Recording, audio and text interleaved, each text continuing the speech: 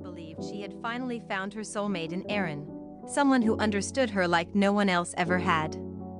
But when the lines between love and fantasy blur, what happens when the person you're holding onto isn't who they claim to be?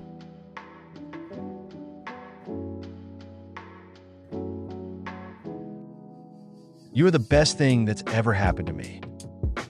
I met Aaron 6 months ago on a dating app. At first, I didn't think much of him, just another guy with a charming bio. But then, he messaged me.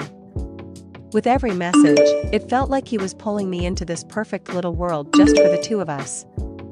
And the more he opened up, the more I believed he was the one. Every time Emma listened to Aaron's voice notes, she was convinced that he was the one. He made her smile sheepishly in her thoughts. She played his voice notes over and over all day. I feel like I've known you for years, Emma. Every time I talk to you, I feel at peace, and I want nothing but you. You're my muse, Emma. Honestly, you make me want to be better, like really better. I can't wait to meet you in person someday soon. Emma's friend Jess was getting worried for her friend. Emma was falling deeply in love with a guy he had never met, just the illusion of them. So, have you two actually met yet? Not yet. But he's so busy with work. You know how it is. Emma, you've been talking for half a year. Don't you think it's weird he keeps dodging meeting in person? He's not dodging. He's just careful. He told me he's had bad experiences before. And he's trying to sort out some things in his life first. I understand him. Jess looks unconvinced, but Emma waves her off.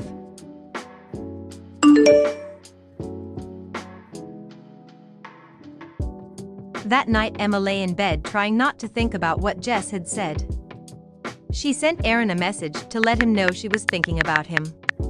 But hours pass. The read notification appears, but there's no reply. Her face falls. I told myself it was fine.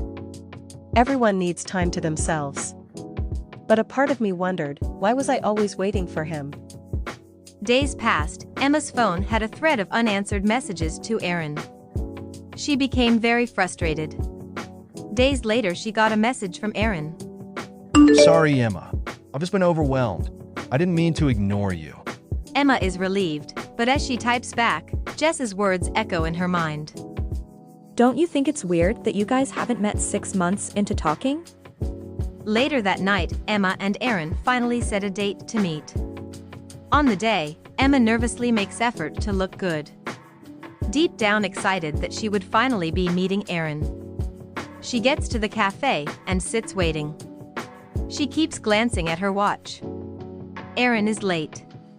2 hours later Emma still waits, convincing herself that he is held up somewhere and will be there as promised. There has to be a reason he is late. Maybe he got stuck at work. Maybe he forgot. Maybe I pestered him a lot about meeting up. Her phone buzzes, it's a message from Aaron. I'm so sorry, Emma. Something came up. I'll explain later, I promise. Emma stares at the screen, her face crumpling. She leaves the cafe. The rain starts to pour outside. As she walks home, soaked and heartbroken, Aaron's messages play in her head. You're the best thing in my life. I've never felt this way about anyone before. I can't wait to see where this goes. Days later, Emma sits alone in her room. She opens her laptop and begins digging into Aaron's social media. Something catches her eye, a comment from a woman under one of his posts. She clicks on her profile. The pictures show Aaron with the woman, arms around her, smiling. A caption reads, "Celebrating 3 years with my love." Emma's breathing quickens as realization dawns. Her memories of Aaron play in reverse, every excuse, every disappearance, every vague answer. It was never real. Or maybe it was, just not in the way I wanted it to be. I thought if I gave enough, he'd change. That if I loved him enough, he'd see me, really see me. But I was holding on to a version of him that didn't exist.